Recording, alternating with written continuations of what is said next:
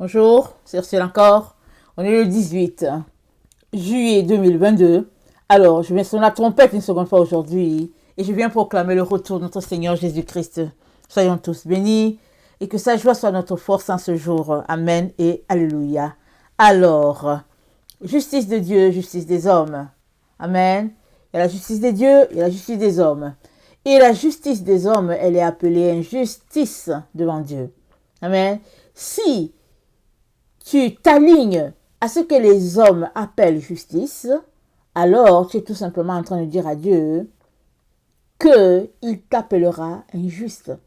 La seule manière pour toi et moi d'être un jour déclarés justes par notre Dieu, la seule manière pour que cela soit possible, c'est que nous soyons en train de marcher selon sa justice. Amen. Alors, Apocalypse 22, je commence par la fin. Apocalypse 22 dit, le verset 11, que celui qui est injuste soit encore injuste, que celui qui est souillé se souille encore, et que le juste pratique encore la justice, et que celui qui est saint se sanctifie encore. Il dit, voici je viens bientôt, et ma rétribution avec moi.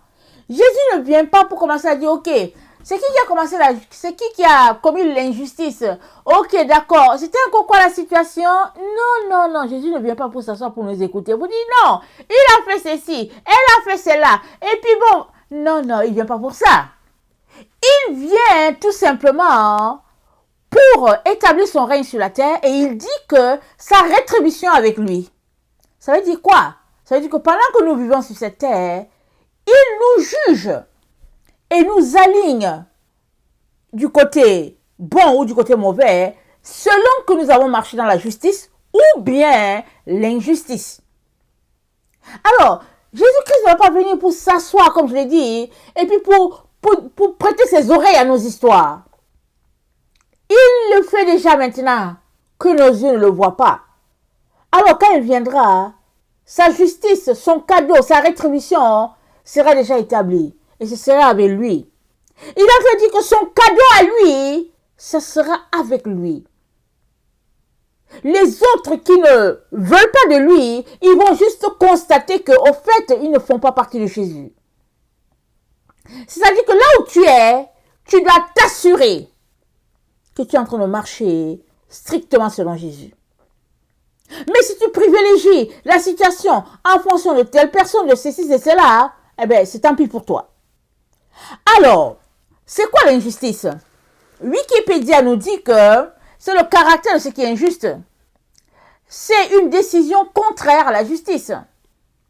Et je pense dans Luc, la pauvre veuve, elle vient tous les jours, écoutez bien, devant un juge injuste pour lui dire, rends-moi justice de ma partie adverse.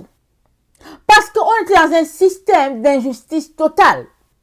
Un système où on n'a pas soin des veuves, on n'a pas soin des orphelins, on n'a pas soin des personnes qui ont besoin d'aide. Non, on n'a pas soin. C'est un système où l'injustice règne. Et la veuve, ce qu'elle a sauvé, c'est qu'elle venait toujours pour dire au juge unique, le juge méchant, elle venait lui dire, rends-moi justice de ma partie adverse. Elle retournait. Elle revenait le lendemain. Elle retournait. Sans que la justice soit de son côté. Finalement, le juge a dit, je suis fatigué de la voir. Je suis fatigué de voir cette femme-là. Elle me fatigue. Elle m'importune. Donnez-lui ce qu'elle veut. Et justice a été rendue et elle a eu gain de cause. Pourquoi? Parce que ses pieds marchaient tout le temps. Dans sa situation de misère, dans sa situation de détresse, elle marchait tout le temps pour dire justice et justice et justice.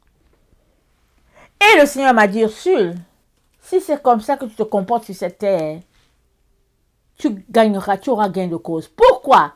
Les anges seront avec toi pour qu'un jour, justice te soit rendue. Il dit seulement, mes enfants, ils ne veulent pas marcher. Ils ne veulent pas donner de leur temps pour marcher. En partant, ils sont fatigués. Ils préfèrent prendre le téléphone, causer, que de marcher.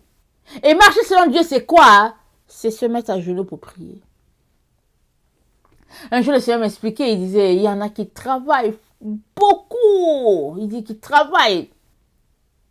Et c'est de quoi qu'il parlait de travail? Vous serez étonnés. Ils chantent des louanges à Dieu. Ils lisent leur Bible. Ils prient pour les autres. Dieu appelle ça le travail. Ils prennent le balai, ils balayent la maison parce que la saleté. Ils prennent les éponges et puis bon, ils lavent les assiettes. Jésus appelle ça un travail vraiment éprouvant. Alors qu'ils travaillent, ils sont en train de répandre la gloire de Dieu dans l'air. Ils chantent, ils chantonnent. Ils prient. Ils appellent la clémence divine sur les gens pour que le monde soit sauvé. C'est ça que Dieu appelle travail. Mais le travail séculier que nous avons, que le monde, par lequel le monde est formé, ce travail-là, Dieu appelle cela la distraction. Parce que ça nous distrait de notre chemin. On bifurque du chemin sur lequel on devrait être. Parce qu'on s'en va avoir du dollar, du yen, de l'euro, parce qu'on veut vivre. Et le problème est que avec cette monnaie, peu importe le type, on n'est jamais satisfait. Aujourd'hui, on gagne 50 000. L'année prochaine, on aimerait avoir un salaire de 70 000. On atteint les 70 000, on aimerait avoir un salaire de 100 000. On n'arrête pas. On est toujours insatisfait. Toujours en train de courir après ce que Dieu appelle des biens injustes. Mais tous ceux-là qui auront part avec Jésus-Christ, ou bien tous ceux-là qui seront la rétribution de Jésus-Christ, c'est ceux qui se sont comportés avec justice. Peu importe si la situation devant laquelle tu t'es trouvé, c'était de rendre justice à un enfant. As-tu rendu justice? Ou bien cet enfant a-t-il été mis de côté parce qu'il ne porte pas le nom qu'il devrait porter? Il n'est pas le fils d'un certain PDG, alors on l'a laissé de côté parce qu'il faut privilégier le fils du PDG. C'est ça la justice de l'homme. On regarde la situation, on sait que cette personne-là a droit à la justice, mais on la lui refuse parce qu'elle ne mérite pas. Elle ne mérite pas la situation, alors on la lui refuse. On préfère donner ça à quelqu'un d'autre parce que ça fait bonne figure, parce que, bon, on se rencontre avec la personne et puis on préfère que cette personne-là ait la justice. On le lui accorde.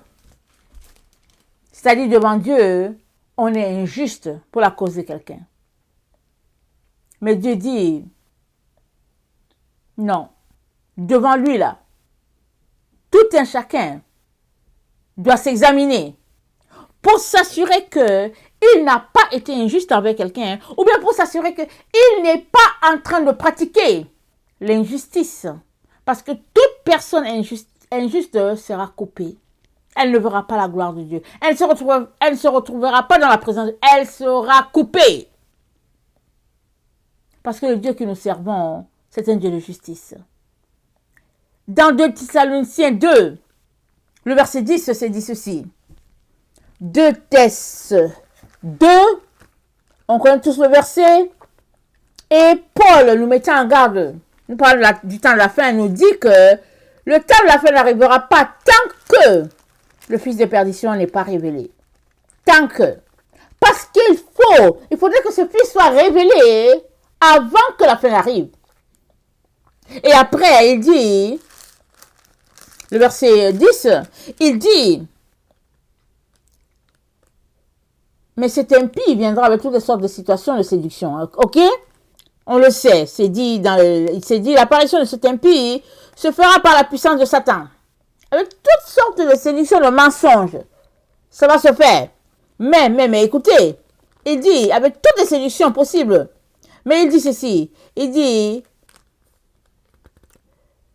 ok, avec toutes les séductions possibles, les séductions de l'iniquité, pour ceux qui périssent et qui n'ont pas aimé la vérité qui les aurait sauvés.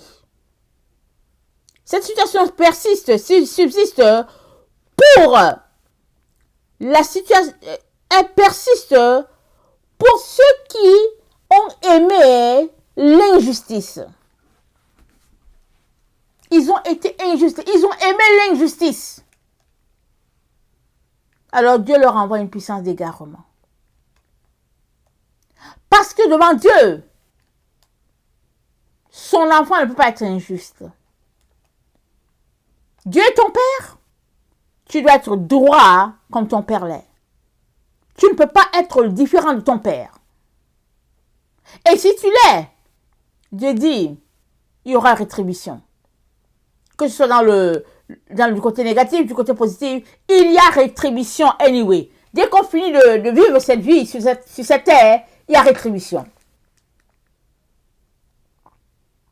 Comment te comportes-tu à tous les jours?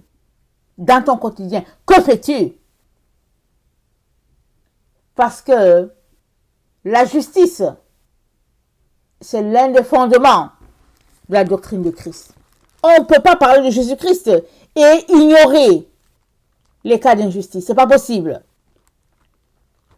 Dans Ésaïe 9, il est dit ceci.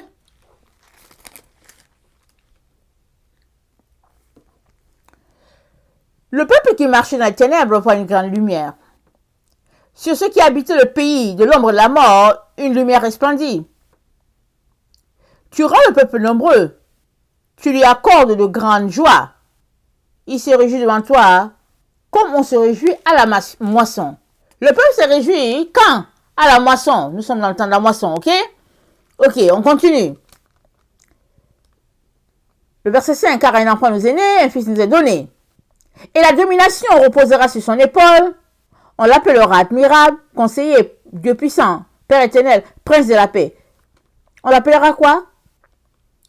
Car l'enfant nous est né, un fils nous est donné, la domination reposera sur son épaule. On l'appellera admirable, conseiller, Dieu puissant, Père éternel, prince de la paix. Donner à l'empire de l'accroissement et une paix sans fin au trône de David et à son royaume. L'affermir et le soutenir par le droit et par la justice. Alors, comment on appelle ça? La justice de Dieu est fondée sur ce que Dieu a dit. Et Dieu a dit, il ne manquera pas d'héritier sur le trône de David. Alors, si on se comporte de manière à boycotter le projet de Dieu, on est contre Dieu. Maintenant, puisqu'on ne sait pas où est la descendance de David, Dieu lui-même fait venir la chose jusqu'à nous et il dit que cet empire-là, le royaume final du Messie, cet empire-là, il sera affermi par la droiture et par la justice. Ça veut dire que toi et moi, nous n'avons pas d'autre choix que d'être des personnes droites et des personnes justes. Pourquoi? Parce que notre Père l'est. Parce que c'est le principe de base du monde du ciel. Les gens qui habitent dans le ciel sont les gens qui vivent dans la droiture. Ils ne sont pas les gens serpents. Ils ne vivent pas en tout cas, ils sont dans la droiture et la justice. Et Dieu s'attend à cela. Dieu s'attend. Ça veut dire que du minimum de justice pour ses enfants. Ça, c'est le minimum. Tu ne peux pas dire que tu suis Jésus et approuver l'injustice. Il n'y a que l'ennemi qui peut faire que tu te retrouves dans une situation où tu appuies l'injustice. Il n'y a que l'ennemi qui peut faire ça. Parce que tout enfant qui marche avec Dieu ne peut pas cautionner l'injustice. C'est pas possible.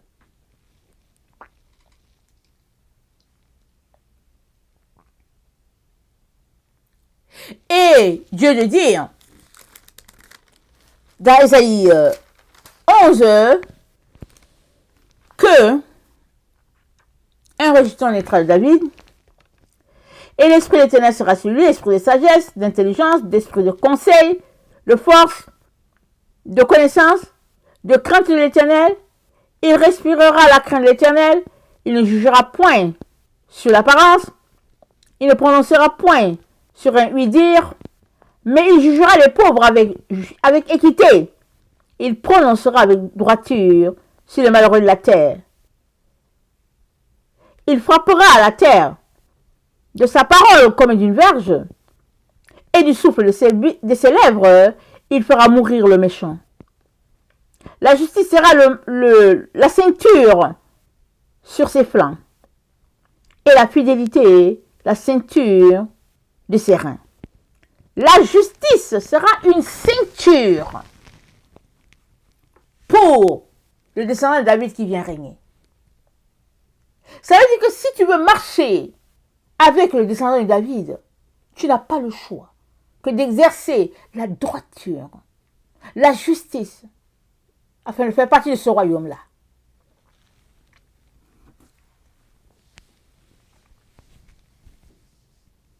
Le règne de Dieu est un règne de justice. Comment vis-tu à ton quotidien pour que tu puisses te retrouver aujourd'hui loin de Dieu? Comment fais-tu? Parce que si tu es dans une situation où tu es loin de Dieu, c'est parce que il y a eu une porte, une ouverture, une brèche à quelque part. Il est donc très important que nous regardions les brèches de nos vies et qu'on les colmate afin de ne pas être écartés.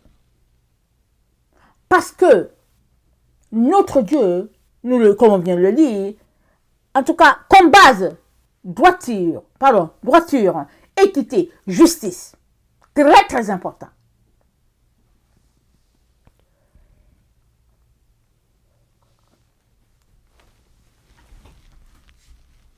Décider de marcher dans la justice, c'est une très bonne chose. Mais ce n'est pas suffisant.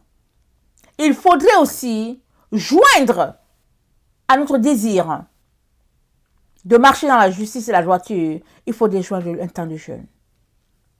Souvent. Afin que nos cœurs soient dégoûtés des choses du monde et que nos cœurs puissent s'enlacer, vraiment être attachés à Dieu et à Dieu seul. C'est la seule manière. Parce que tu ne peux pas en même temps avoir l'esprit dans les valeurs du monde, la justice du monde, et en même temps avoir l'esprit dans la justice de Dieu. Ce n'est pas possible. C'est l'un ou c'est l'autre. Parce que la justice des hommes, elle est teintée de manipulation. Elle est teintée de présent. Elle est teintée de pourboire. Elle est teintée, en tout cas, de toute situation où Dieu n'est pas. C'est la justice des hommes. Beaucoup de malhonnêteté, beaucoup de partialité, beaucoup de non par-ci, et puis bon, voilà. Mais Dieu nous appelle, nous ses enfants, à retourner à la vérité. Il nous appelle à demeurer dans sa présence à tout moment. Et on doit marcher dans la vérité. On doit. C'est un devoir. Si on veut se retrouver à la fin avec lui.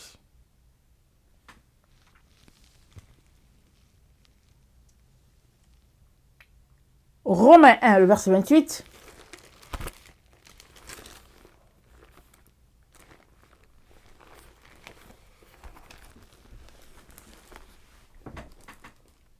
Comme ils ne se sont pas souciés de connaître Dieu, Dieu les a livrés à leur sens réprouvé pour commettre toutes choses indignes.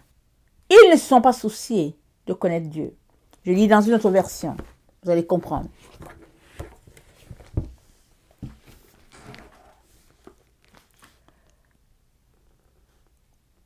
Et comme ils n'ont pas trouvé bon d'avoir de Dieu une vraie connaissance, oui, ils ne sont pas souciés d'avoir de Dieu une vraie connaissance. Vous savez qu'aujourd'hui, notre Dieu que nous avons est différent selon les dénominations. Le Dieu des pentecôtistes, il est différent des gens du Dieu des baptistes. Et le Dieu des baptistes, il est différent du Dieu des gens de l'Alliance. Ils sont différents. Ce qui ne devrait pas être. S'il y a un seul Dieu, un seul baptême, une seule doctrine, qu'est-ce qui fait que il y a tant de définitions de ce que cela peut être une dénomination qui marche selon Dieu ou bien une dénomination qui ne marche pas selon Dieu? C'est-à-dire, les églises sont réparties partout. Mais il n'y a rien qui les unit. À part le fait qu'ils disent qu'ils appartiennent à Christ, c'est la seule chose qui les unit. Pour ce qui est de l'enseignement, chacun est versé sur l'enseignement. Parce que chacun doit savoir, en premier, quelle est sa relation avec Dieu. Et chacun doit savoir que Dieu appellera tout un chacun en justice. Donc chacun doit se comporter de manière à être agréable à notre Dieu. En toutes choses. Alors, ils n'ont pas trouvé bon d'avoir une vraie connaissance de Dieu. Dieu les a livrés à une intelligence détraquée. Voilà. C'est à toi et à moi de nous soucier de connaître Dieu, le vrai Dieu, à la manière de Dieu, pas à la manière des hommes. Nous devons nous décarcasser pour trouver comment il aimerait être adoré.